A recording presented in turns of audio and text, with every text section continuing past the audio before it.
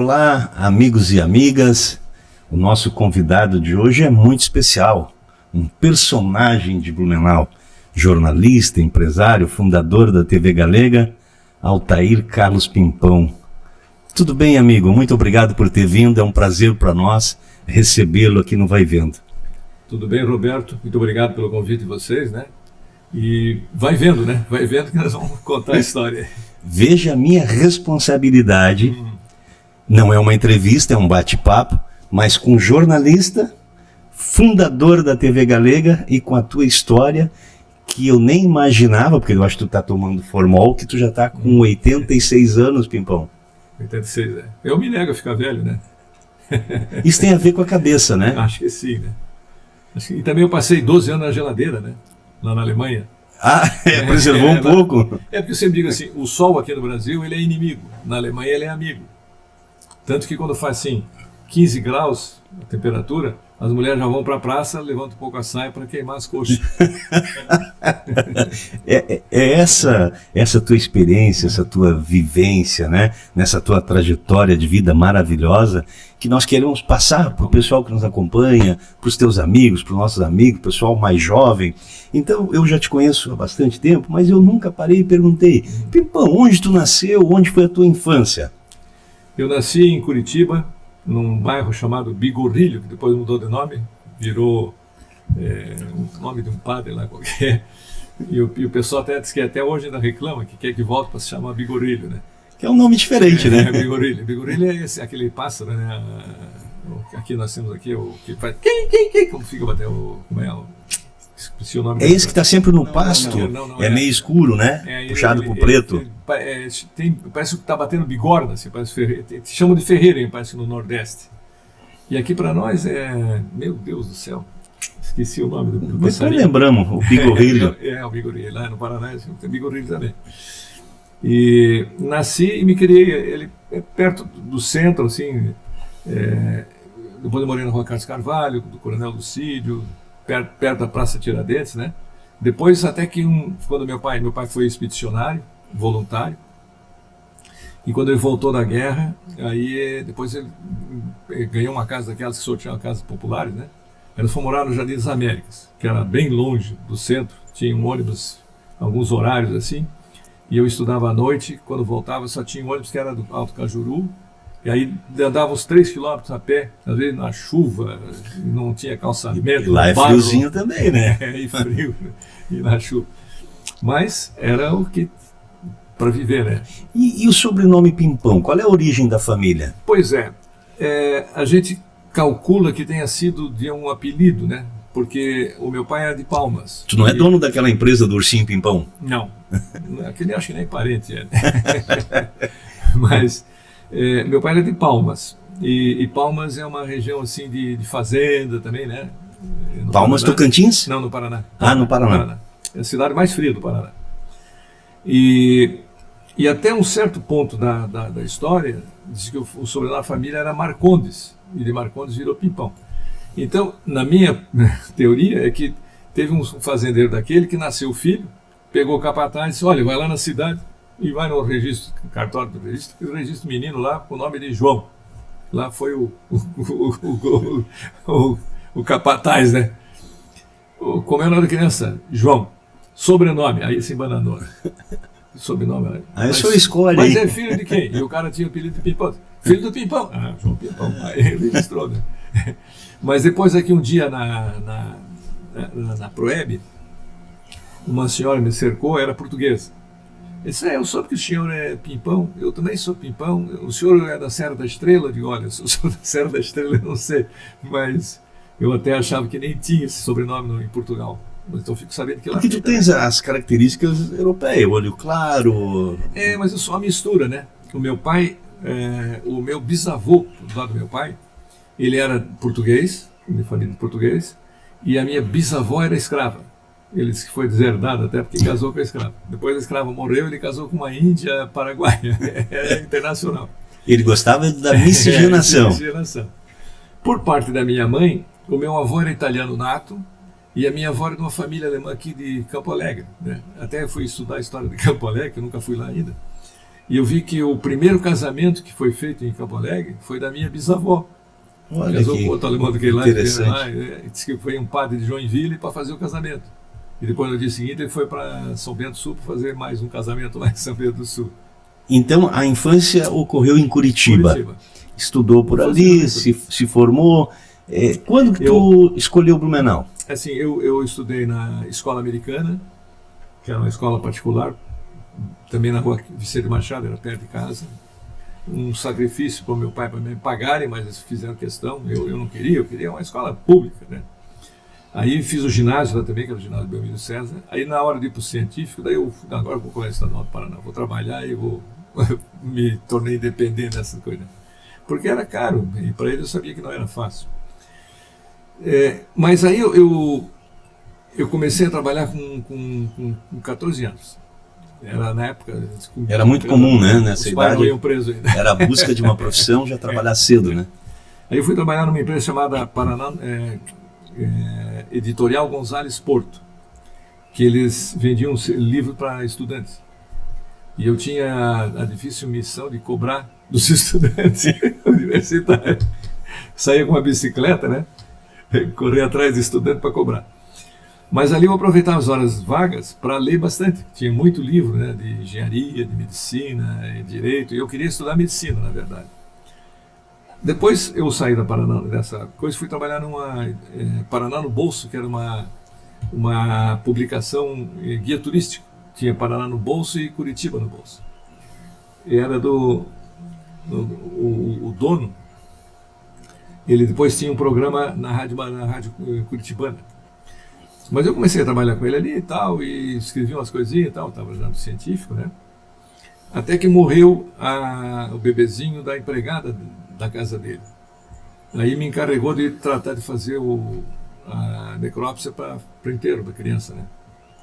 E eu fui lá na Universidade do Paraná, e os alunos já da Universidade de Medicina, tinha uns que eram do meu colégio, que não mais adiantado, e caiu na besteira de me levar junto, né, botar aquele coisa e fui assistir. Aí o médico abriu assim a criança do pescoço até a barriga, tirou tudo para fora. Eu passei uns 6 meses sem comer carne. Aí desisti de ser médico. Era necessário aquilo, né? Então ali o Brasil perdeu um médico bastante humano que ia ser o Dr. Altair. Mas eu até hoje não dou uma injeção numa criança. Eu não dou injeção numa criança. Então, nessa revista Paraná no Bolso, eu escrevi as coisas e tal, e ele tinha o programa dele. Eu estava escrevendo o programa dele um dia e vi que estavam precisando de gente lá na rádio, na emissora paranaense e tal. Então. Aí eu fui lá fazer teste. Mas nem era para trabalhar na rádio, era para Mas tinha alguém que era da família, que já tinha... Não. Tu resolveu? Eu gosto disso aí. Aí eu fui lá, era para trabalhar com o dono o Dr. Najib Chet, que era o dono da emissora, a TV Paranaense era dele também depois, e a emissora Paranaense, e a Rádio Curitibana. E era para trabalhar com ele. Aí me daram, sentaram para mas eu era bom datilógrafo, né? Então eu estava fazendo datilografia. E o meu patrão foi lá para pagar o horário dele na rádio e me viu lá, né? Aí eu disse pro cara que fazia a seleção, de vai ter que me empregar, porque acho que eu vou perder meu emprego lá, que o meu chefe chegou aqui e me encontrou aqui batendo a máquina. Aí fui trabalhar. Até um dia que eu subi, era no terceiro andar, subi no quinto andar, onde era a rádio. A rádio tinha onda curta também, né? E o Vinícius Coelho, que era meu amigo assim de infância e tal, e trabalhava lá, ele era locutor esportivo. E estava fazendo entrevista com um goleiro do Curitiba, o Hamilton, e disse assim, vai lá e dá para mim o prefixo, para ele não parar o trabalho dele ali. Eu fui lá e dar uma entrevista, ele vai dar o prefixo. Dei o prefixo, ouvem a rádio emissora paranaense, ZY19 e tal. Tu já tinha essa educação vocal que tu tens, esse controle? Não, eu disse isso. Aí as gurias do escritório correndo tudo para ver quem era o novo locutor. Aí a moça azul me mordeu, né? Aí eu já queria ser locutor. Na época o rádio era a fonte da informação mesmo, né? Aí eu soube que a Rádio Marumbi estava precisando de locutor. Fui lá fazer teste, passei, né? Aí virei locutor lá, ganhando o dobro. Com que idade, Pimpão? Aí eu tinha acho que 17 anos, 16 para 17. Depois disso eu saí da Marumbi, fui para a Rádio Tingui. Da Rádio Tingui eu fui para a Rádio Cultura Norte do Paraná, era em Biporã, ao lado de Londrina, assim, sabe? Nós tinha grande audiência em Londrina, que é já uma grande cidade, né? E depois de lá fecharam a rádio lá porque ela não tinha concessão do governo federal, assim, embora fosse um militar até o dono da rádio. Aí eu voltei para a Rádio Cultura, em Curitiba. E aí um dia eu estava em casa, lá, eu era presidente do clube de futebol, criei um clube lá também, o Oasis Sport Clube, estava lá na sede, apareceu lá o Lazinho, o polaco, que era gerente do Macedo, e o Hélio Tartaruga, que era irmão do Olha Lazinho. só. E o Lazinho já era prefeito de Blumenau, senador? Não, ele tinha começado a Rádio Nereu Ramos. Ah, Então foram me procurar porque ele tinha jogado futebol lá, eu transmitia futebol também. o Lazinho e o Renato eram jogadores de futebol, né? É. E o Lazinho jogou lá no Palestra Itália, né? E era bom jogador, né? E então me convidaram para ir. Tá, tudo bem, posso, pagavam bem e tal, mas tem que ser já. Pô, mas já? Daí fomos lá em casa, eu fiz uma mala, né? Também não tinha muita coisa de botar na mala e vim embora. Cheguei aqui. Já tinhas vindo a Blumenau? Já tinha vindo uma vez, Ah, né? tá. Mas só de passagem, assim, até nem gostei muito, era muito alemão aqui, né? Ainda tem alguns. A parte já foi para a Bandeira. Esse ano nós vamos perder o passaporte do outubro. Não, mas os paraenses estão tomando conta. É verdade. Os paranaenses não vieram, mas os paraenses vieram. É. Então, vim para cá, chegamos aqui, estava acontecendo um baile de coroação da rainha dos estudantes, que era a União Brasileira de Estudantes da UB, né? E quem foi eleita, a rainha estava recebendo a coroa, era a Diva Altoff, que acabou sendo minha cunhada, né? E o locutor que estava transmitindo o baile, acho que bebeu, largou o troço e foi embora, e só o Nóbrega, que era gurizão ainda, ficou o Nóbrega tocando, e o Lazinho já queria que eu fosse lá transmitir o baile. Não dá, Lazinho, eu não estou nem vestido e nem conheço nada aqui ainda, né? Já vou ter que transmitir futebol amanhã, tinha que transmitir. Vou perder o casamento. No dia seguinte eu tinha que transmitir o jogo do Palmeiras com o Paysandu. Então, fui pro hotel, né? E comecei a trabalhar ali. Eu fazia programa de poesia, fazia programa de humor, apresentava um jornal, programa de esporte, factoto na rádio. Aí a rádio começou a crescer e eu disse pro Lazinho, a gente podia trazer um locutor esportivo. Já tinhas 18 anos já? Acho que eu já tinha 18, né?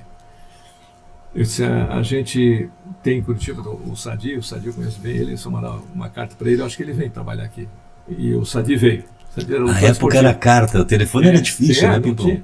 Eu estava lá o dia inteiro para conseguir a ligação, porque tinha que ir ali na coisa, ligava para Florianópolis, ligava para Joinville. Marcar um horário para a pessoa ir lá para atender o telefone. E aí, quando falaram, nem escutava nada, né? Alô, gritava. O celular foi uma solução, né? Aí o Sadi veio. E tal, e a rádio cresceu. E nós fomos tomando conta da audiência aqui, né? Nas coligadas tinha a Clube e a Difusora, que eram da mesma empresa, né? Das emissoras coligadas.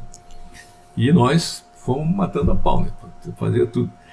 Aí eu disse, Lazinho, tem um rapaz que trabalhou comigo lá no Norte do Paraná, ele está em Curitiba, na Rádio Tingui, ele tem um programa lá, onde está ouvindo, está a Rádio Tingui. Se ele vier para cá, nós podemos fazer aqui onde está ouvindo, está a Rádio Nereu, e vai ser um sucesso, tenho certeza disso. Então mandou uma carta para ele, mandei uma carta para o Nelson, e o Nelson Toffolo veio, né? O Nelson Toffolo, né? Aí ficamos morando junto, porque alugamos um apartamento, morava o Sadi, eu e o Nelson Toffolo, com o compromisso de que o que casasse primeiro ficava com o apartamento, os dois saíam. Já estava combinado. Aí eu casei primeiro, eles tiveram que sair.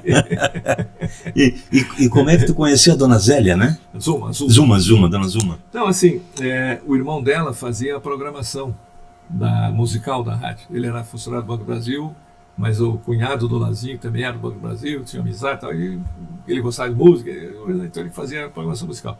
E a Diva, essa que foi a rainha lá da coisa, ela vinha lá para, acho que datilografar, ele fazia a seleção das coisas lá datilografar. E a Zuma veio junto. E eu gostei, eu vi a Zuma, gostei dela, né?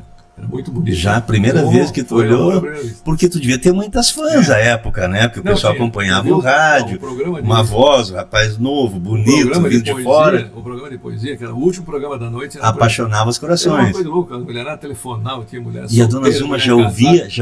Ela comprou um rádio para ouvir, mas isso eu nem sabia ainda. A minha sogra também ouvia. Um dia disse que a minha sogra foi lá um esporro nela, porque Não é, ela tinha namorado, que era um engenheiro e tal, que era namorada dela, até era de Curitiba. Ele era carioca, mas morava em Curitiba. E eu falei assim, tu que do alto me ouves, né? Eu falei assim, né? Ela morava no Caixa d'Água, no Morro da Caixa d'Água. A mãe falou, tá, tu já mandou o recado direto. Quem é que não tá vendo que isso é pra você? Não, não. Mas aí um dia eu telefonei para ela e disse, olha, Zuma, eu sei que você tem namorado, mas eu tô gostando muito de você, então eu vou fazer uma coisa, eu vou parar de falar com você, melhor a gente, para não agravar essa minha paixão e tal, né? E aí, parei de falar com ela e ela... Então, até que um dia ela foi lá na rádio e nem me deu nem bom dia, né? Aí eu tinha Aí tu sentiu, né? Eu tinha um programa chamado Pingos, e tinha assim um pingo de poesia, era um quadrinho, pingo de sabedoria, um pensamento, pingo de erudição, significando uma palavra, pingo de curiosidade, uma curiosidade, pingo de ilustração, uma pequena biografiazinha, e um pingo de humor. E foi um sucesso esse programa aí. Aí eu peguei e fiz uma quadrinha. Meu bem, tua frieza esta manhã postou por terra minha última ilusão. Guilherme Tell acertou a flecha da maçã, você errou e estraçalhou meu coração. Ela ouviu e telefonou. Aí começou o namoro, né? E foi rápido. A época, tu me lembrasse disso hoje, tinha uma pequena diferença de idade. Tu era mais novo, 5 anos, né? E não era comum, né? A moça namorar com um rapaz mais novo, né? Tanto que quando ela falou pro pai dela que eu ia lá pedir a mão dela em casamento, disse, mas esse é um guri, esse rapaz deve ser só um entusiasmo e tal. Aí depois disse, isso não vai dar certo. Em todo caso, você já na tua idade sabe o que você quer. E hoje nós vamos fazer 66 anos de casado. A flecha acertou. Mas aí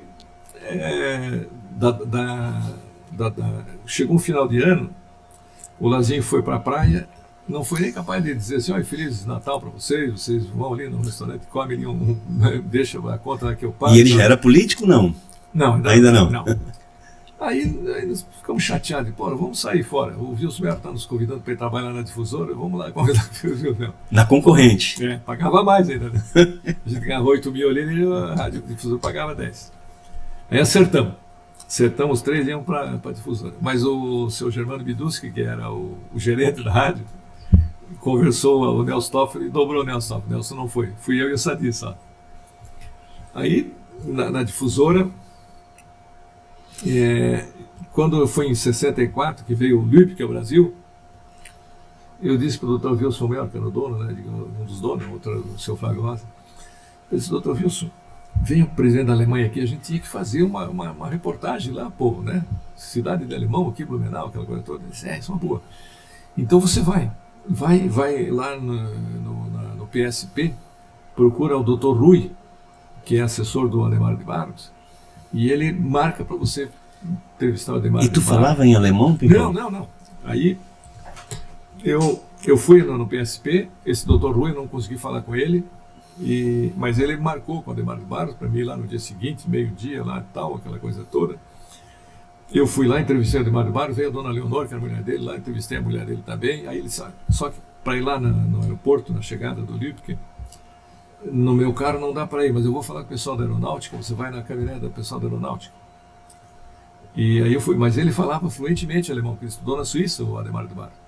Então ele foi meu intérprete. Aí eu fazia pergunta em português, ele olha a qualidade do teu intérprete. Era só o governador de São Paulo.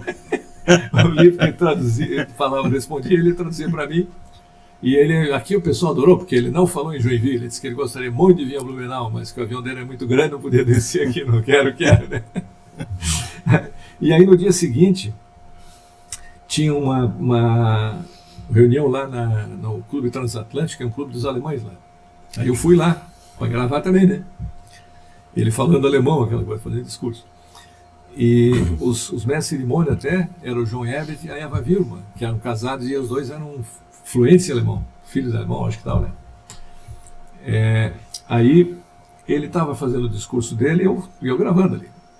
Aí ele parou e disse, Bitte gib mir ein Glas Wasser. Wasser eu entendi que era água, né? Eu fui lá e disse, olha, ele está pedindo água. Dando um copo, eu dei um copo d'água para ele. Então. E o pessoal da Deutsche Welle estava junto com ele lá, né? E estavam precisando de um locutor lá. Aí, depois de terminada a cerimônia lá do livro, aquela coisa toda, me perguntaram se eu tinha interesse em trabalhar na Alemanha.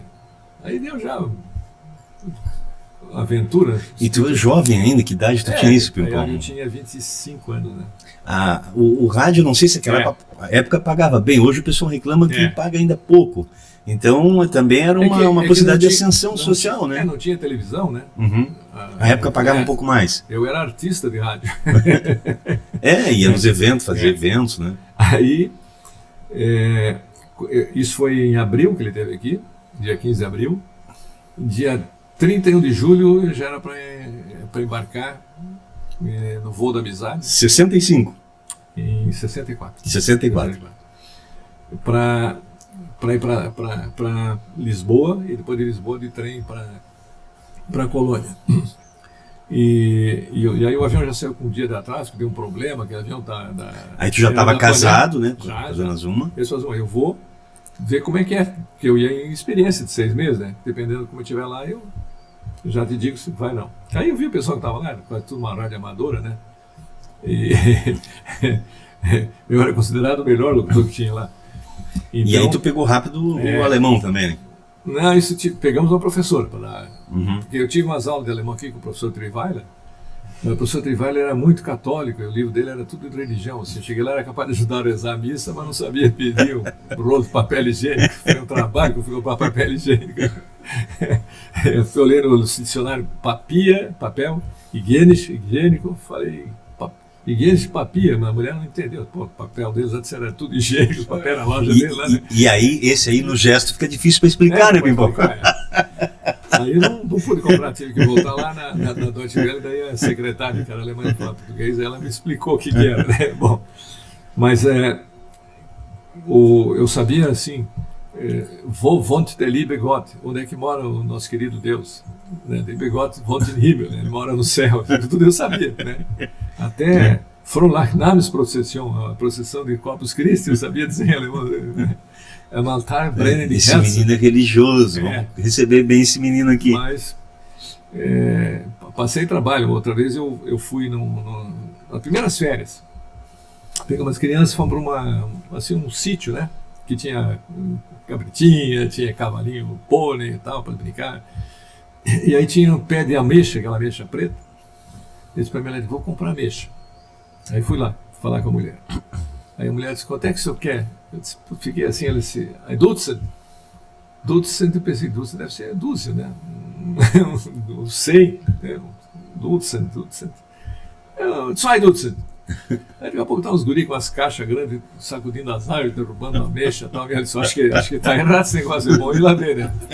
Aí fui lá e perguntei pros guri. Digo, esse é para mim? Não, então já tem, só adultos. Não, ainda muito mais. Ainda estou para. Fui lá e disse, não. Eu sei que eu levei aquelas ameixas, a mulher nem me cobrou nada. Eu dei para os brasileiros jogar uma ameixa fora, comer uma ameixa até cansar. Então, a Dulce era 25 quilos. Eu imagina. 50 quilos de ameixa. Só se botasse uma quitanda. Tu chegou 20 anos depois do final da Grande Guerra na Alemanha. Já estava. Arrasou, a Alemanha ficou arrasada em 45. Colônia foi 70% destruída. Quando eu cheguei lá, em 64, né, foi 45 terminou a guerra, só tem uma igreja lá que eles deixaram Nossa Senhora nos destroços. Porque ela foi bombardeada a igreja e a Nossa Senhora permaneceu não em pé. Afetou. Não afetou, não pegou a bomba, não fez efeito nenhum. Então eles construíram uma outra igreja nova em volta daquilo. Então a única coisa que... E o resto já estava assim, tudo recuperado. E na parede da Catedral de Colônia tem assim umas marcas, uns furos de bala de metralhadora que bateram, né? Mas que não causaram grande prejuízo. E na população ainda se sentia porque quando terminou a guerra muita gente foi expulsa, condenada à morte, houve perseguição, conflitos. A guerra não termina quando param de dar os tiros, né? Como é que ficava a população? A população deles foi dizimada, né? Tanto Sim. que eles começaram a importar trabalhadores, né? Da Espanha, de Portugal, da Itália, da Iugoslávia. E eles tinham mágoa da guerra? Eles falavam sobre essas questões? Não. Para você ter uma ideia, para não demonstrar nacionalismo mais, até no futebol, o locutor de futebol deles, ele é linear. Ele da Ball ist bitte overrat zu und schießt ein Tor der deutschen Nationalmannschaft. Aí, na 74, quando nós organizamos, eu fui encarregado de organizar a equipe para fazer um boletim diário para o Brasil, né, da Deutsche Welle. Eu vim aqui, contratei o Edmar Anuzek e o João Pedro Correia, os dois daqui, né? E mais o Ayrton Cordeiro, que era de Curitiba. E o Edmar, o nosso estúdio era do lado do estúdio da televisão alemã. E no jogo contra a Holanda, a Alemanha e a Holanda, o primeiro gol da Alemanha foi aos 2 minutos, né? Com aquela caixa de aço que ele tinha, né? Isso da final, né? Deu aquele grito e gol e não parava mais, aí lá vazou na televisão. E eu estava assistindo na televisão, né? O jogo, aí eu escutei, né? Aí o locutor do estúdio da televisão disse: o que está acontecendo aí no Olímpia Estádio? Né? O que está acontecendo? Ele disse: eu não sei, é um brasileiro aqui do lado que grita. Era a alegria do gol da Alemanha. Porque o deles é toda noite nacional, igual o da Holanda. O nacionalismo, ele tem a sua importância para qualquer país, mas o exagero, o radicalismo... É que lá foi exacerbado, né, com o tempo do Hitler, né? Se levou ao extremo, né? Aí foram para o outro lado, né? Mas acho que aos pouquinhos também volta um pouco, né? Tanto que agora eles começam a fazer campanha contra os imigrantes, a direita, a extrema-direita está crescendo bastante. Sim, né? É verdade. Aí começa a querer expulsar o... E é meio que um fenômeno mundial, né? Mundial. Não só na Alemanha, na Itália, vários países, na própria França, um até país muito Brasil, libertário. Né? O Brasil, nós estamos experimentando algo que a gente não conhecia, né? Porque mudou muito a política dos anos 90 para hoje, né, Pimpão? É porque assim, depois dos anos de ditadura militar, o MDB na verdade era um partido que reuniu Brizola, Lula, Ulisses Guimarães. Era uma frente, né? Era uma frente, né? E aí, na primeira eleição ganhou tudo, né? De cabo a rabo, que era da Arena.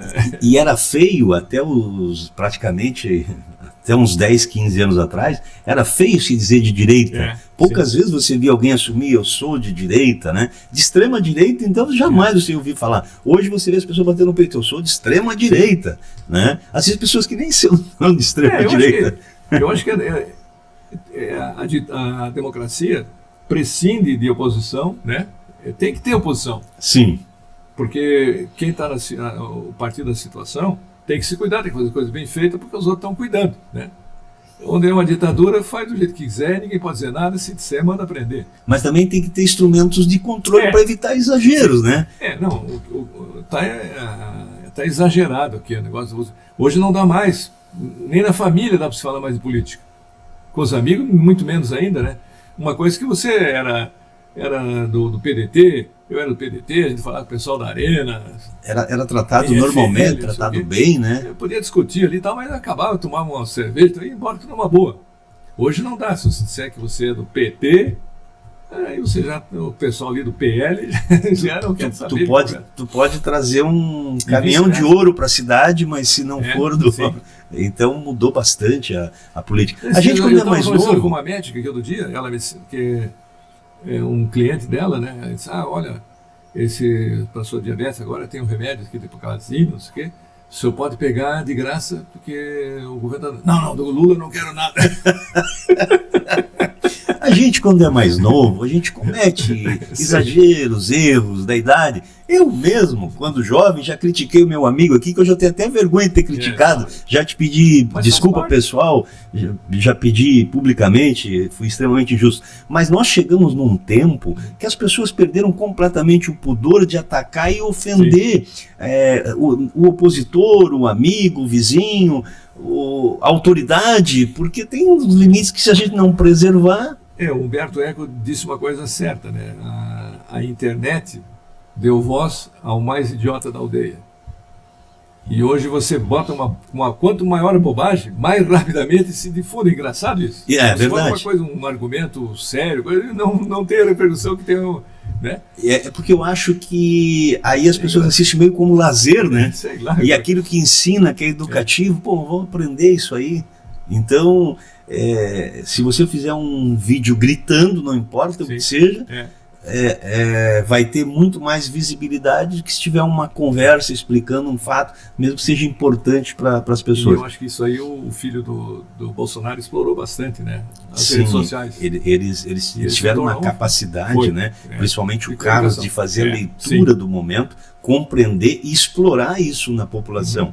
E chega num tal ponto o fanatismo que isso vale para os dois lados, né? Mas chega um ponto que o eleitor ele deixa de cobrar. Sim. Não importa o que o político dele fizer, se manter a linha política.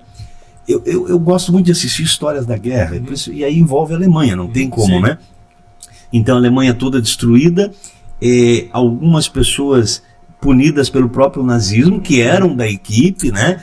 Sentenciados à morte, e morriam a Hitler. Sim. Às vezes condenado pelo próprio Hitler, né? Ou perderam todos os parentes, perderam tudo e... Como Goebbels, ele suicidou a mulher e os filhos para não se entregar para os americanos. Ele conseguiu, né? Se suicidou. E o próprio Hitler também se suicidou. Ele, a esposa, né? Ele, a mulher e os filhos.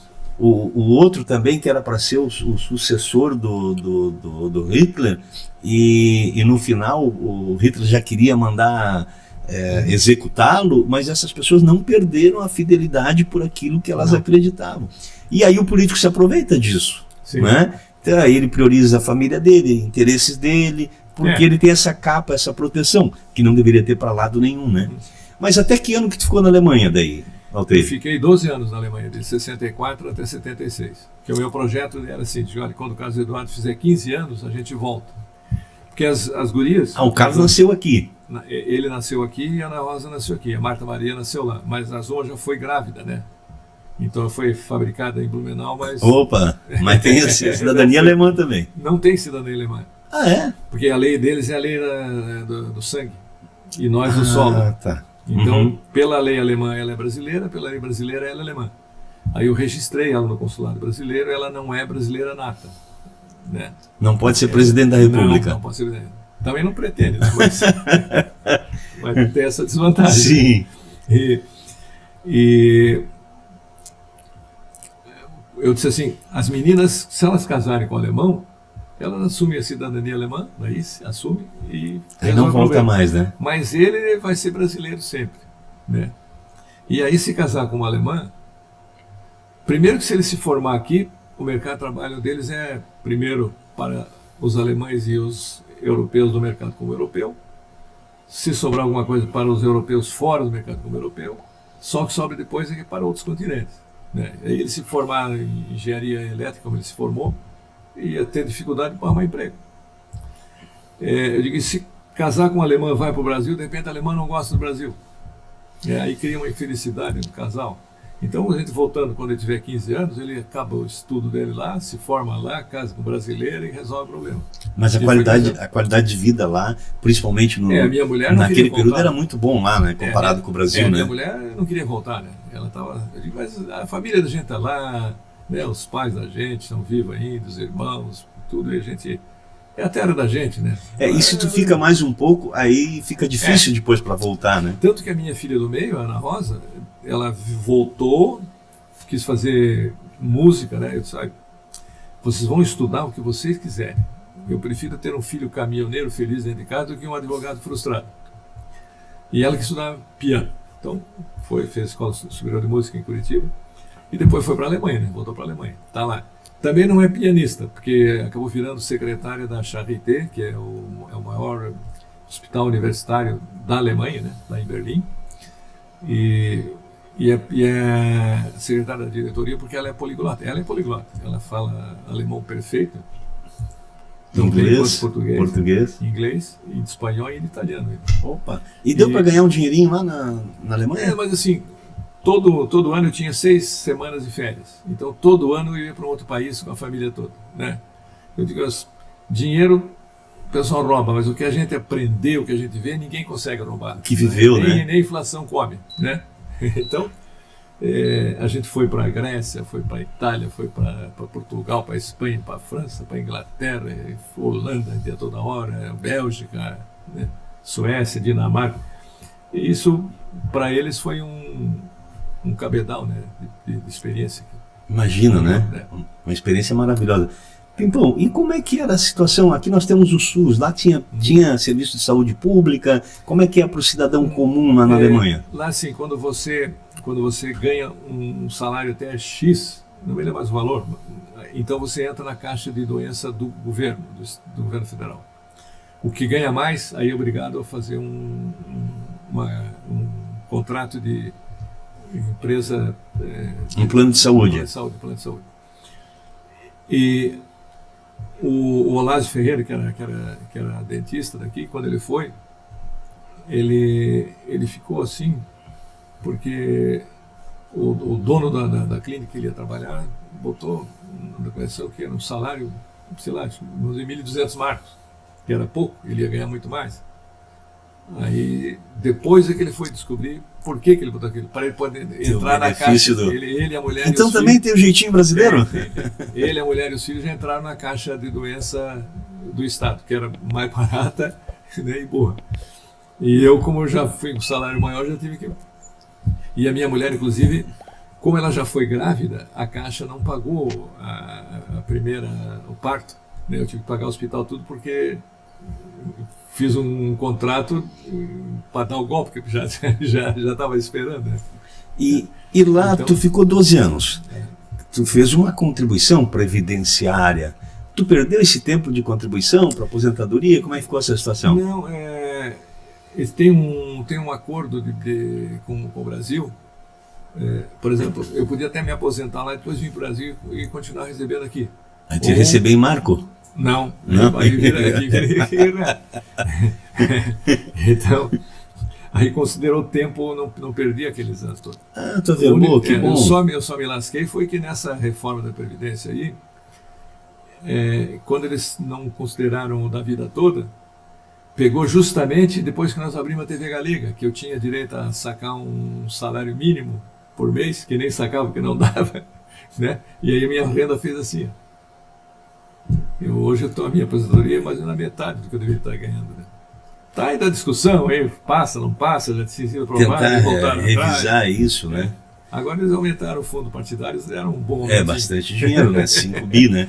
Mas pelo menos eles fizeram uma coisa para nós aí, do imposto de renda, né? Muita gente prometeu, não fez, eu acho que isso é importante. Isso foi bom, porque o povo foi para a rua no domingo passado. E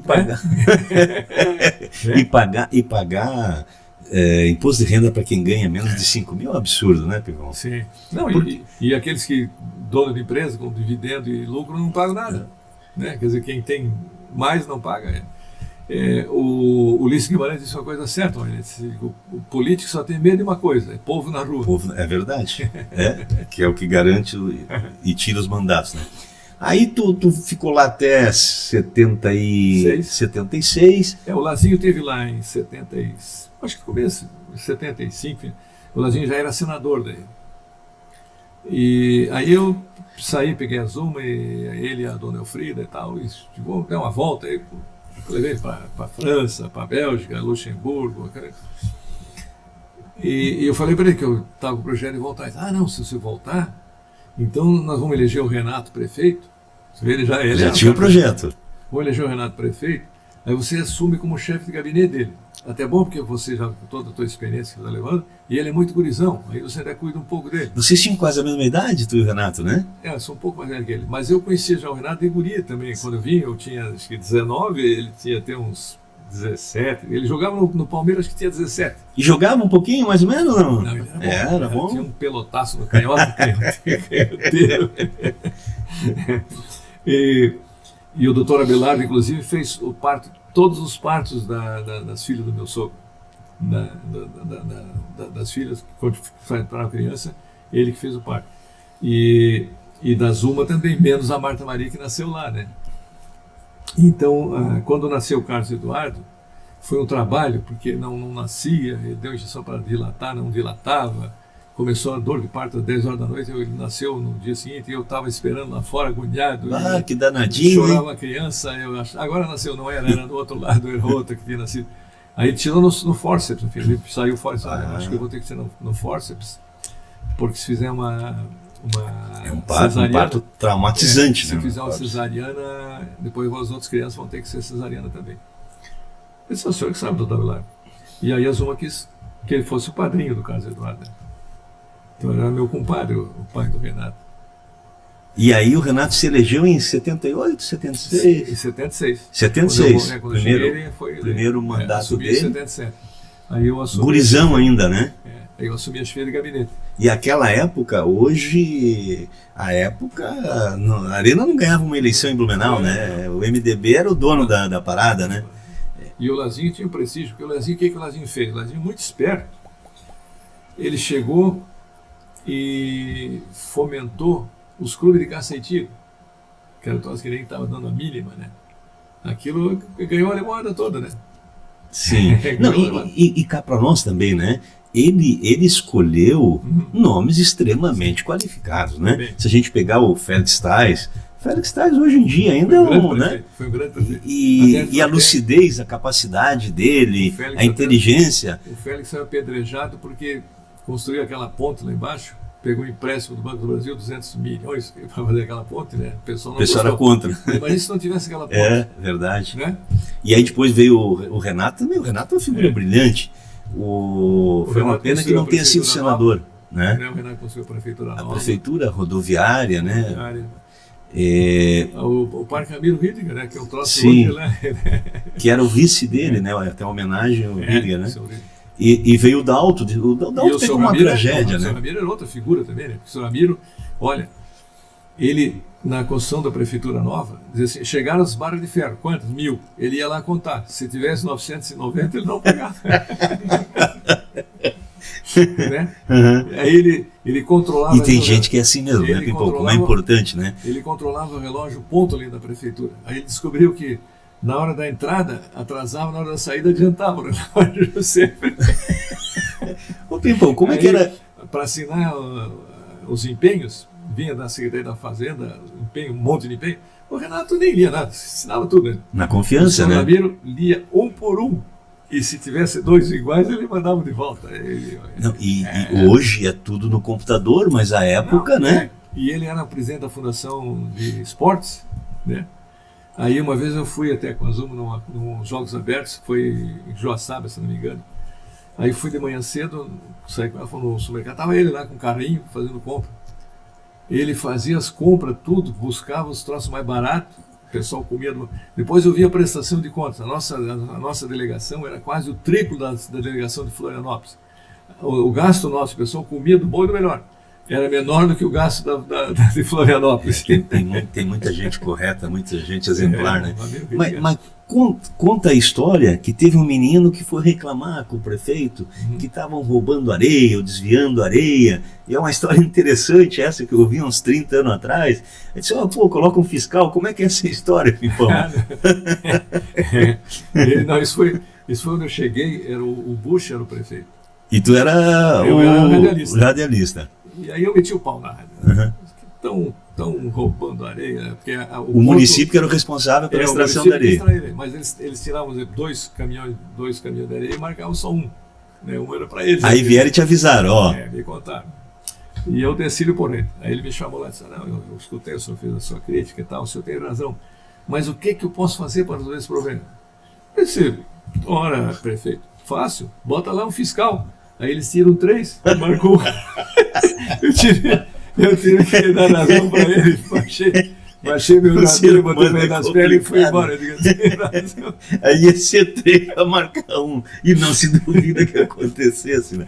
Porque a época era tudo mais ou menos no fundo do bigode, né? Hoje tem mais controle e tal. O período do Dalto, tu moravas em Blumenau? O Dalto já. Tanto assim que quando deu uma grande enchente aí, eu fui lá na prefeitura do Dalto. Pô, a gente pedia ajuda na Alemanha. A Alemanha vai ajudar. Lá tem instituições que podem ajudar. Então aí falaram com o Praion. O Praion ia. Aí o Praion telefonou para o Dalto e disse, olha, Dalto, o Amin também vai com uma delegação para pedir ajuda e pediu para mim ir com ele. Então não dá para ir para vocês. Aí o Dalto me telefonou, disse, pô, o Praion deu para trás. Eu disse, olha, liga para o dono da Habitasul, eu estava na Habitasul, liga para o dono da Habitasul, doutor fugiu o nome, doutor Périx Druck, liga para o doutor Périx, se ele deixar, aí eu vou. Aí o Dalto telefonou e o Périx disse, não só eu deixo o Pimpão ir para pedir ajuda, como eu faço questão de pagar todas as despesas da viagem dele. E pagaram tudo mesmo.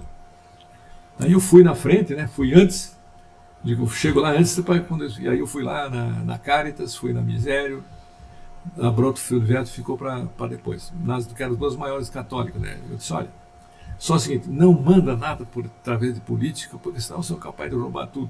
Estraguei a viagem. Estragasse a viagem do governador. Lá, na Misério, e o diretor dizia, não, o senhor tem razão de pedir ajuda, porque a coisa está feia, né? Me tirou as fotografias da gaveta, são as fotografias que eu tenho lá da enchente. Aí chamou lá uma freira brasileira, que tinha uma freira brasileira gaúcha. Né? Eu disse, manda isso através do nosso bispo lá, Dom Gregório, lá de Joinville e tal. Porque aí o Dom Gregório Varmelin. E o da Caritas, ele disse, não, você pode deixar que quando você chegar lá, o dinheiro já vai estar lá para ajudar a Blumenau. E lá na Caritas, eu disse, eu queria pedir ajuda assim e tal, e coisa, PPP, mas que mandassem através do nosso pároco lá da igreja, nossa, de São Paulo Apóstolo, não me lembro mais o nome dele, porque aí a gente tem certeza que o dinheiro chega lá. Né?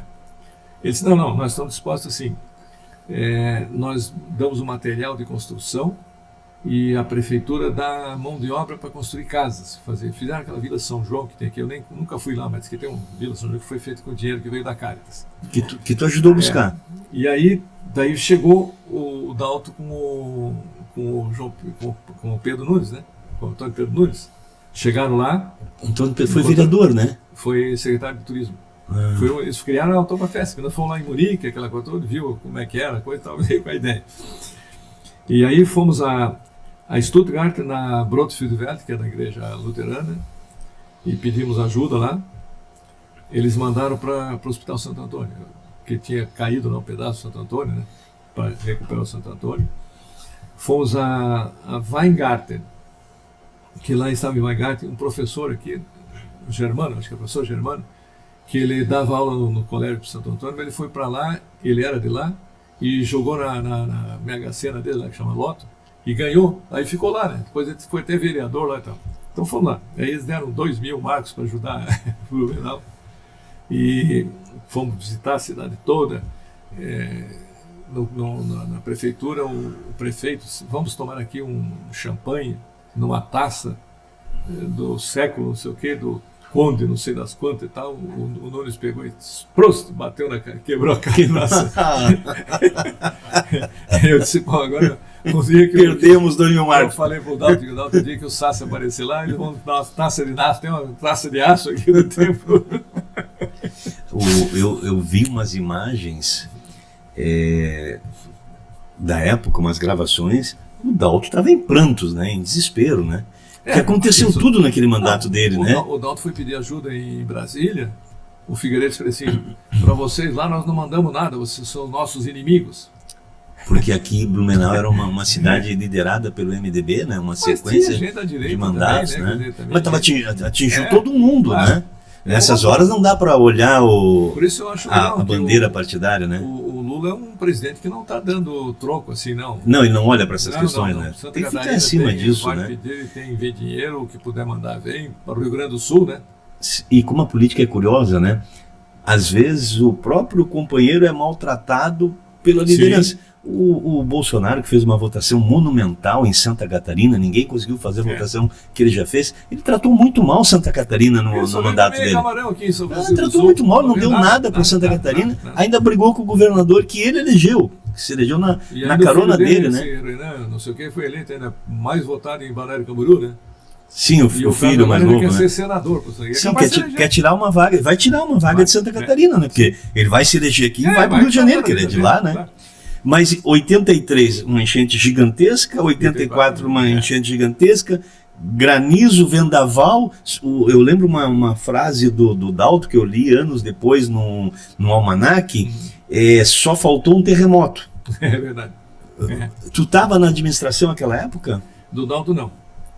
Deve ter sido um período muito difícil, né? Assim, mesmo no primeiro governo do Renato, um dia eu fui ali na televisão, e encontrei lá um cidadão que era da Habitasul, supervisor da Habitasul. Conversei com ele, batei um papo, acho que ele gostou de mim. Daqui a pouco vieram me procurar se não queria assumir aqui a Habitação em Blumenau. Aí eu assumi, né? Já assumi com meus planos também, né? Porque eles eram que nem gaúcho, tudo de gravata, paletó ali na agência chique, né? Aí o povo não entra. Eu disse, olha, a partir de amanhã tira a gravata, tira o casaco, vem aqui que nem blumenauense, que vamos mudar a história. A porta tinha uma mola que era para você ter que empurrar para conseguir abrir a porta. Mandei botar uma mola fraquinha lá que quando batia o vento ela abria sozinha. E as gurias diziam, vocês quando o cidadão entrou aqui, pode ser você tem um maltrapilho. Entrou, vocês entram, porque às vezes o maltrapilho é um cara que vem com a bolsa cheia de dinheiro, né? E o advogado vem aqui pedir dinheiro emprestado. Tomar cafezinho. Ou pedir um crédito. Tomar um cafezinho.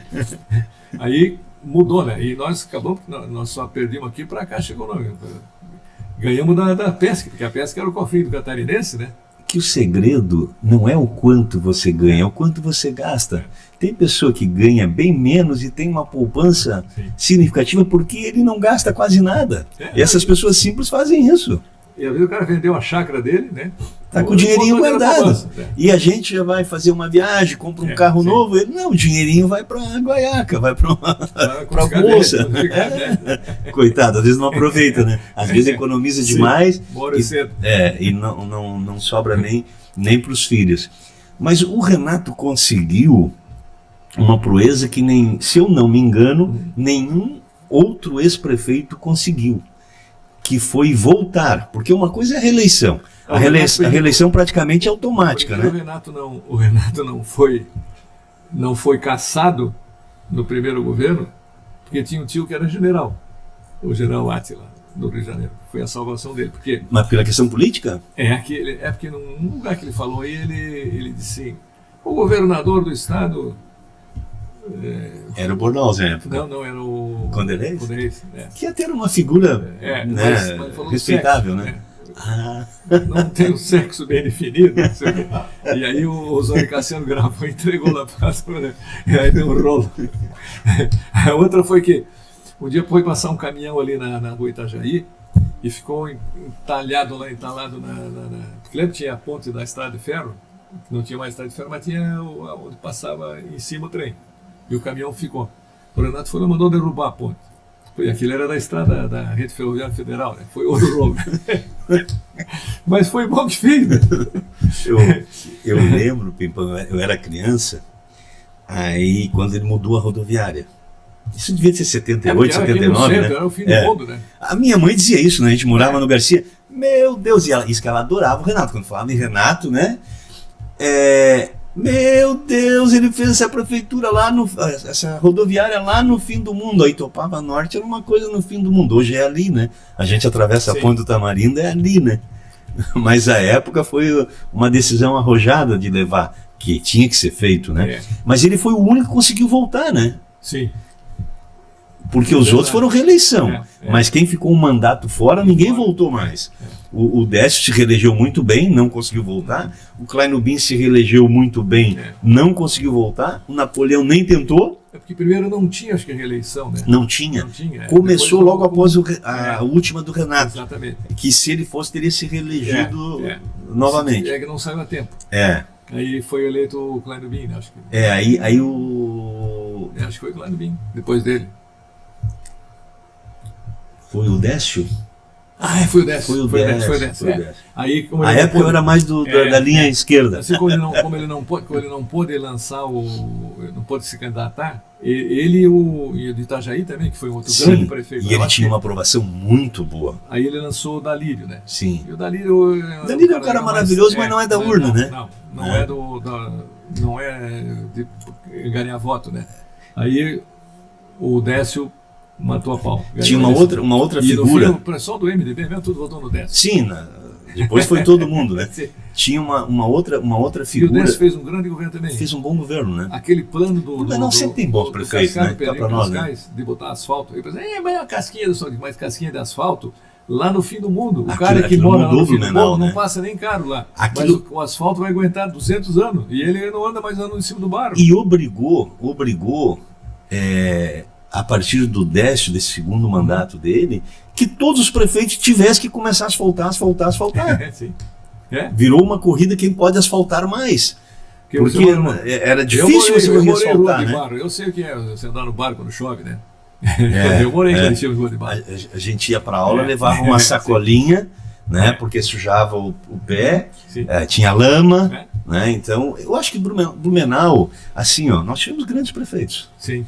Eu acho que nisso nós não Até podemos... porque o povo aqui é tão reclamão, que o cara tem que fazer coisa bem feita, né? Você vai fazer uma coisa, isso não vai dar certo, isso aí não dá certo, já teve gente que fazer, aí você tem que caprichar.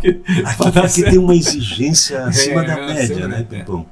Será que é por isso que não dá certo o futebol aqui? Pode ser. E porque você se tentou a tempo, né, viabilizar o futebol, né? E também assim, eu tentei, quando eu era presidente do Palmeiras, eu tentei fazer um time de jovens só daqui. Eu digo, vou fazer um time só com a gurizada daqui, porque vai levar 1 ano, 2, 3, 4, 5, de repente vinga. Mas aí eu comecei a ver a dificuldade que tem, ia falar, por exemplo, com o pai do guri, disse, não, deixa meu filho, eu prefiro que ele jogue lá no time da companhia Ering mesmo, mas ele lá trabalha na Ering. O outro, não, meu filho joga lá no Serrinha, aí, sabe, é lá da Vila de Tupava. Os pais preferiam que ficasse fosse no amador, né?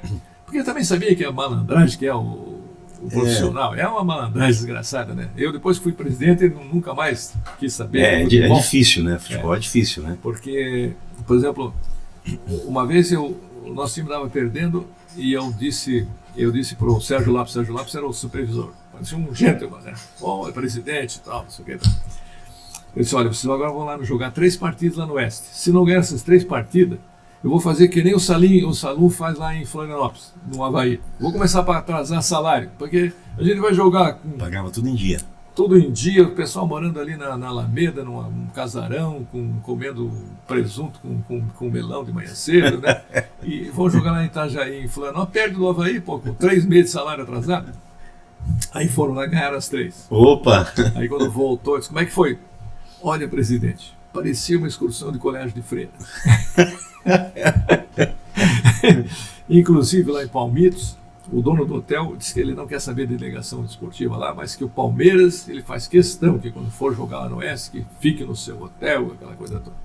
Depois que eu não era mais presidente, um dia eu encontrei o Juca era o roupeiro, e o roupeiro ia junto, né? Aí ele começou a me contar, disse, não sabe, presidente, aquela vez que nós fomos jogar lá no Oeste, o pessoal tomava cerveja e pedia nota fiscal de água mineral. E o Luiz Everton chegou bêbado de madrugada no hotel. A mocinha estava varrendo o corredor, ele meteu a mão debaixo da saia da mocinha, a moça começou a gritar, o dono do hotel chamou a polícia não queria deixar a delegação sair da cidade. Imagina se hoje. Então, por isso que no fim o pai tem razão não deixar o filho dele é difícil. Profissional. E, bom, quando é que deu aquele estalo, aquela luz de assim, eu vou criar uma televisão para mim? Foi assim, eu e meu filho, nós começamos um jornalzinho na internet. Vamos criar um jornal econômico, né, para mandar para as empresas e tal, por telex. E depois a gente vai vender publicidade. O Carlos não é jornalista, mas ele gosta da comunicação, né? Gosta. Aí começamos o jornal. Teve gente que me telefonou e disse, olha, seu Pimpão, será que eu não pode parar de mandar esse jornalzinho, porque está gastando muito papel aqui no... que se imprimir. Impressa. No Telex, né? Uhum. E um dia o Arthur Monteiro, porque a BTV já é funcionável, e eles tinham lá um jornal que eles começavam a produzir segunda-feira para apresentar sábado e domingo. Queriam apresentar, o negócio estava completamente podre já no passado. Né? E aí ele estava desanimado, já tinha gasto, e o Jaime também não ia de abrir muito a mão, né? O brisolista Arthur Monteiro, aí apaixonado pelo brisol. O Arthur encontrou o casal e disse, pô, não querem arrendar, ele está querendo se ver livre daquele canal lá e tal. Aí eu comecei, puxei a lei, fui procurar a lei. Aí eu vi que as empresas de TV a cabo tem obrigação daqueles canais baixos, tem obrigação não sei o quê, e tem de livre escolha. Eu disse, então nós podemos criar um canal, né? Um canal de livre escolha. Aí eu disse, o meu filho disse, quem está fazendo TV loirinha, porque lá em Balneário Camboriú tem mocinha. A mocinha. Né? Não, loirinha não pega bem. Ele disse, ou então, galega, pô, esse é bom. Esse é bom. Esse nome é bom mesmo. Disse, né? É bom, digo, porque a dona Edith Corman vai ficar contra, vai brigar, porque galega. E aí a coisa pega. Aí vamos fazer TV Galega. E eu vou botar um slogan, jogo de palavras, né? A imagem da cidade. Né? Quer dizer, a imagem para a gente ver e a imagem da cidade. Que era frase forte mesmo. E vou buscar aqueles apresentadores que a TV Coligadas tinha, que a RBS, quando comprou a TV Coligadas, mandou embora. Que era a Valmira Zima e o Carlos Braga Miller. Né? E foi mas no final inverteu, no final vocês criavam apresentadores que os outros vinham buscar, né? Virou escola, né? Aí eu comecei, eu disse, eu vou fazer rádio com imagem, né? Aí fui lá falar com o Moacir Galiani, né? O Galiani disse, pô, agora que eu estou aposentado, falou, pô, bem aposentado, os filhos estão criados e tal, mas não, acho que levou umas 2 semanas e ele apareceu lá, né? Porque a mulher começou a brigar com ele, etc. Fica o dia inteiro sentado na frente da televisão. Fazer alguma coisa. Tá em pé ainda aquela proposta? Eu digo, não, tá em pé, quero fazer um programa aí. Aí o Walter Osterman tinha trabalhado comigo, né? Ele era do PSD, né? Naquela coligação do Renato com o Wilson Souza. Tem uma boa cultura também, Walter. Hoje está na RBS, né? E aí o Walter, eu vi pela cultura dele, eu digo, o Walter, você vai fazer um programa de economia lá, né? Mas ele estava se borrando de medo, né? E andava de um lado. Ele estreou contigo, então, na comunicação. Aí eu disse, não, então tá com medo, né? Então eu vou fazer, eu vou pegar o Moacir Galiani e você e vou fazer um programa, como tem em Florianópolis, um do pai do Cacau Menezes, tinha outro radialista que se faziam lá, mesa quadrada, eles ficavam, eu ficava assim, mas nem dormir, ficava vendo esses dois bobos lá, para nós que não tem graça, mas lá em Florianópolis o pessoal deve estar adorando. Como eles falam das coisas, eles falam coisas da cidade dele, né? Aí eu digo, o Walter todo meio esculhambadão e o Moacir Galiani era almofadinha, então tinha um contraste ali, né? E o Walter falava uma coisa e o Moacir dizia assim, peraí, o âncora aqui sou eu. Ele ficava bravo. Mas o ouvinte gosta disso, né? Ele ficava bravo, ele não fala, né? Então foi um sucesso, né? Os dois. Teve um determinado momento, eu não sei se eu estou enganado, mas que em termos de opinião, que a Galega tinha mais audiência do que as abertas em Blumenau. A Barigui Veículos, quando veio para cá, eu fui na inauguração, o diretor, o presidente que veio de Curitiba, disse, não, olha, nós mandamos fazer uma pesquisa, vocês têm horários que vocês têm mais audiência do que a Globo. Porque era programação local, né? Porque tudo era local.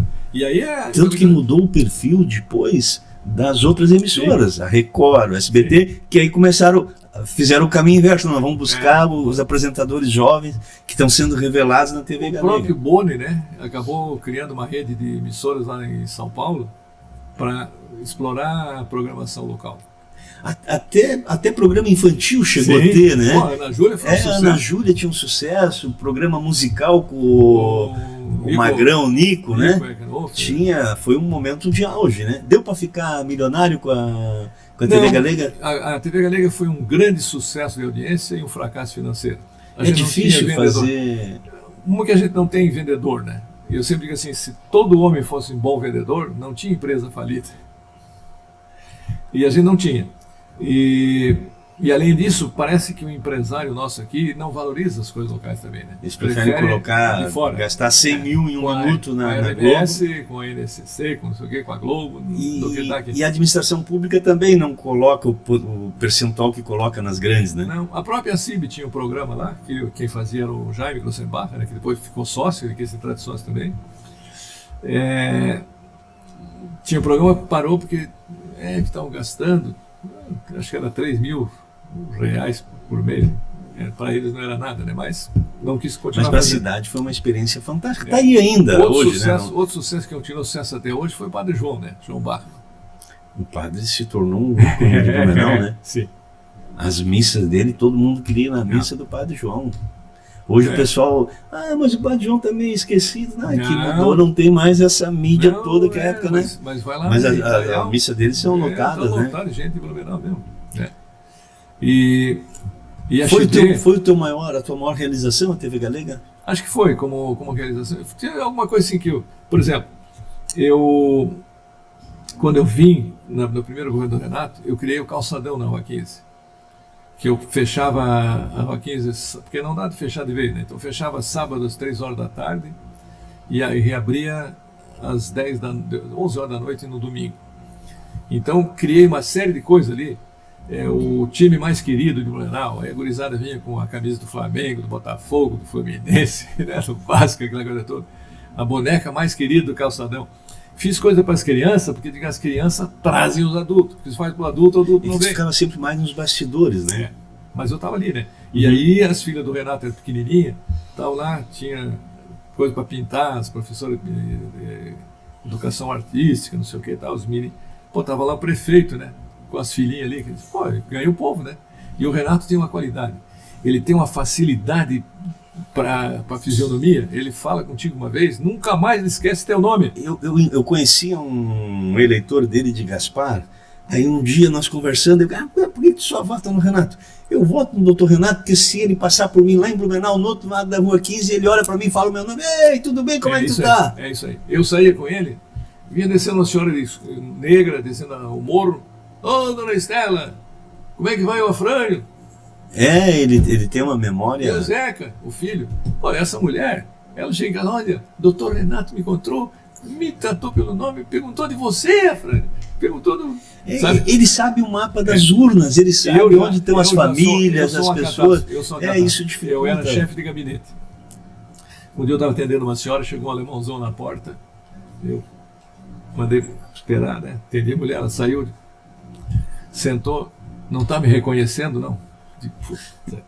Essa é a pior pergunta que faz pra gente, né? Sabe, campanha política, a gente sobe morro, desce morro, fala com o Tânia, eu tô vendo que a tua figura assim não é estranha pra mim. E tem pessoas que insistem, né? Não, eu sou o Zé Carlos, teu primo lá de São Paulo. Ainda bem que não é meu irmão. Filho da irmã da minha mãe. Tudo bem que fazia muitos anos que eu não via, tava cor, tava. Não pode ser política, né? Não pode ser política. Não reconhece nem. E essas coisas simples. Eu tenho um tio que votou a vida inteira no Luiz Henrique. Tá, Rudy, por que tu gosta tanto do Luiz Henrique? No meu aniversário, a minha mulher pode esquecer, mas a cartinha do Luiz Henrique vem. E é ele que mandava. Mas vinha para ele. Para ele era o Luiz Henrique. Mostrava orgulhoso, está aqui. E tem algumas pessoas, por exemplo, o César Sim. César Sim, ele não tem mais intenção de disputar a eleição, mas as pessoas do grupo dele, que ele tem lá, agendinha e que é extensiva, aniversário ele liga pessoalmente. A gente dá um parabéns pelo Facebook e tal, né? Uma mensagem, não. Ele liga. A pessoa às vezes pode não conseguir atender, mas ele liga para parabéns. Fica honrado a vida toda, né? E aí ele também se realiza com isso, ele gosta. Faz parte dessas coisas da vida também, porque a política é uma cachaça, né, Bom? Agora no Japão criaram um Ministério da Solidão. Que a coisa mais triste é a solidão, que tem 500 mil pessoas que moram de solidão por ano. E a nossa passagem aqui, mesmo que a gente dure 100 anos, é rápida, né? E nem todo mundo tem o privilégio, por exemplo, que tu tens, de aos 86 anos, estar ativo, extremamente lúcido, com saúde. Como é que é a tua rotina? Nós estamos indo para a parte final, eu quero entender como é que é a tua rotina do dia a dia. Bom, a minha rotina do dia a dia agora, eu sou cuidador de idosa, né? Graças a Deus, né? Graças a Deus. E tem um blog, né? Ela já está com 91. Ela está com 91. Eu tenho um blog que eu faço ele diário, né? De segunda a domingo, inclusive. O teu filho, o Carlos, já está quase um senhor idoso? Não, meus 3 filhos são sexagenários. Já passaram todos 3. Todos 3. E eu faço isso aí e continuo fazendo mesa de bar, né, na Galega. Sim. A gente bem que podia ter um vinhozinho aqui, né? Mas isso é chá ou é água? É água. Água, né? Água. Mas isso é mais saudável, né? O vinho pode ser bem misturado com etanol. Pô, estão matando gente, que barbaridade. É absurdo, né? Tem pessoas que não têm limite na exploração pelo dinheiro, pelo lucro fácil, né? Eu vi uma frase do Charlie Chaplin que eu achei ótima, né, que diz que a gente chega sem nada, né, e luta por tudo na vida, e quando vai embora vai sem nada. Não leva nada. Então tu tens uma rotina de trabalho ainda, tu faz o blog, e não é pouquinha coisa, que eu vi que tu escreve bastante coisa, né? Porque eu me informo o dia inteiro, né? Eu faço sempre, pelo menos 6 tópicos eu faço. A leitura, isso tudo acho que contribui também para manter a mente ativa, né? Eu tenho assim, sempre estou lendo 4 livros. Lembro de um pedaço, do outro, né? Sabe? Depois eu volto e até comento no próprio blog, né? Do que eu estou vendo e tal. Agora acabei de fazer até um tópico sobre o Périx Prade, não sei se você conheceu ele. Sim, conheci. Ele fez um livro sobre o italiano que falou que a Terra era redonda, agora me fugiu o nome. Fugiu. Copérnico, não. Ele foi condenado a dizer que não era aquilo. O pessoal já achava que a Terra era plana desde aquela época. Galileu Galilei. De Timbó, o Périx Prade, né? E porque eu estava lendo o livro do Dr. Enéas Atanásio, que também faleceu em Balneário Camboriú ano passado, e ele fez um capítulo sobre o Périx Prade, né? E eu conheci o Périx quando eu vim para cá, porque ele era um dos líderes aqui da UB também. Ele, o Dalto, o Luiz Antônio Soares, eles eram os que me mandavam aqui na juventude. Ele era um apaixonado pela política, né? E depois ele formou-se em Direito, e naquela fase que a Bolsa de Valores estava estourando lá no Rio de Janeiro, ele se mandou para lá, e por lá ele ficou. E ganhou muito dinheiro. Depois aí eu vi que ele morreu em Balneário Camboriú também. Então eu fiz, mas era um cara muito erudito também, né? E sim. O problema do tempo que vai passando é que se perde muitos amigos nessa caminhada, né, Pimpão? E os meus já foram alguns deles, né?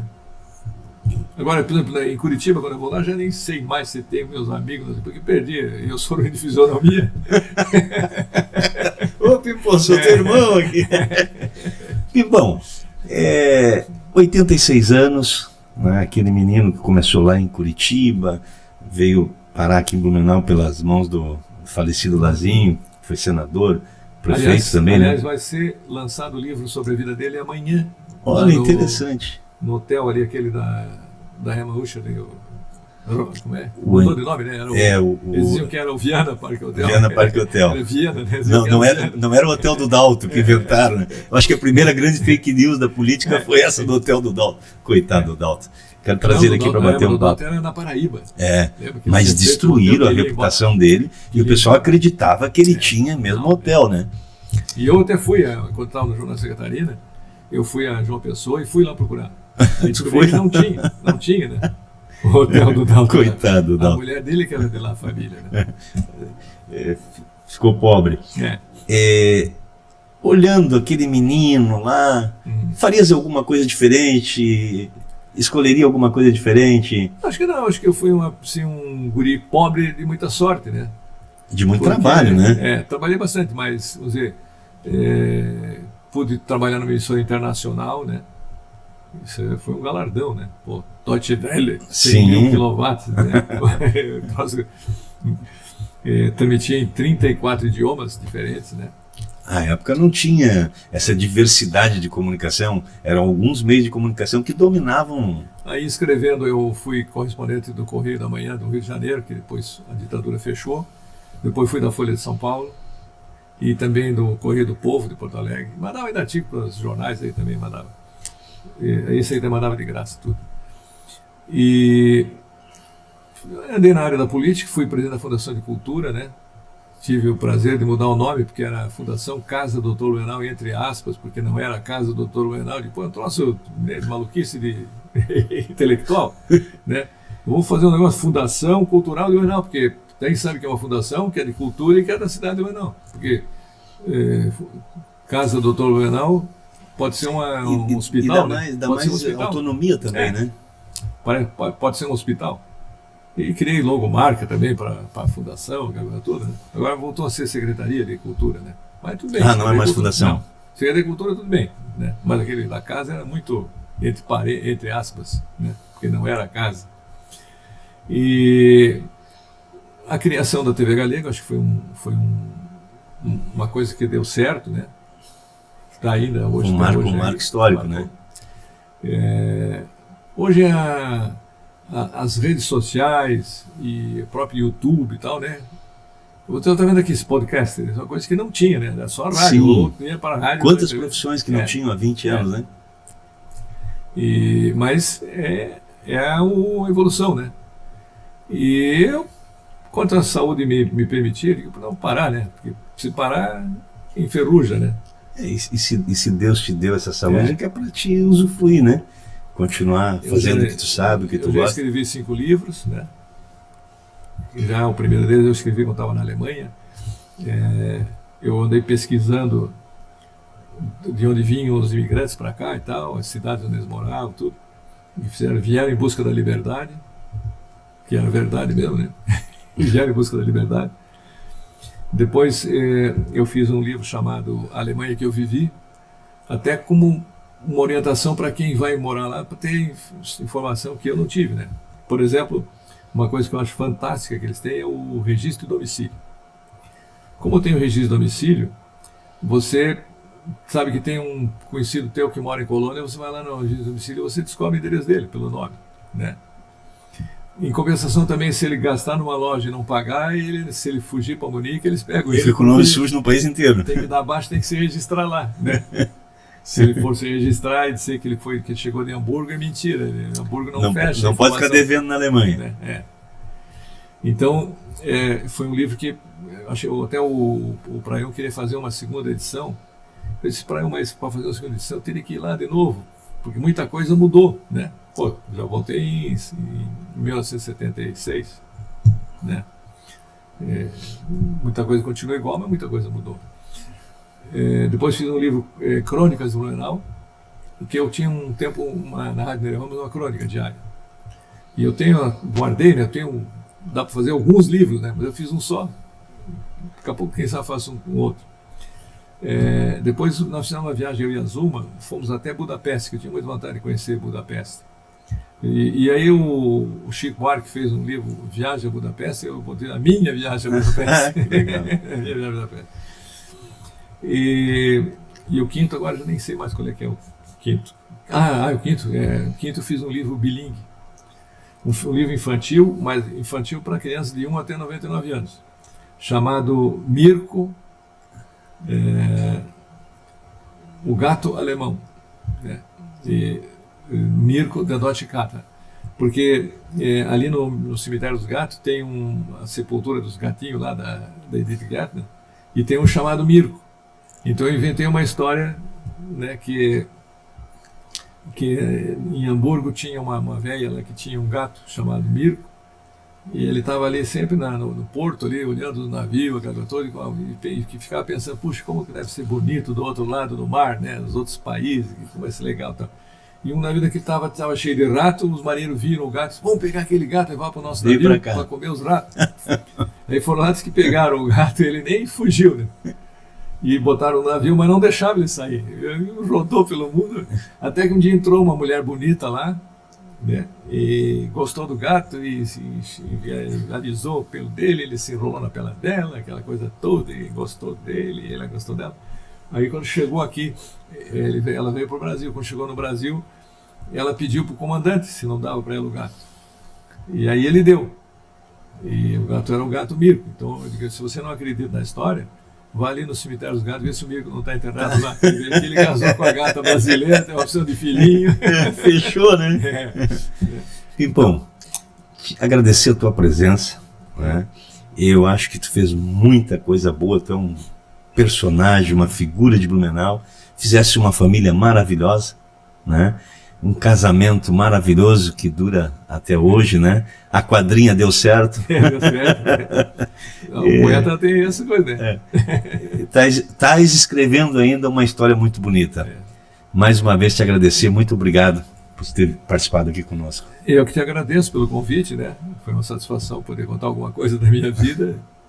Poderia fazer uma novela, né? Mas quem sabe hoje seja o primeiro capítulo. Tá certo.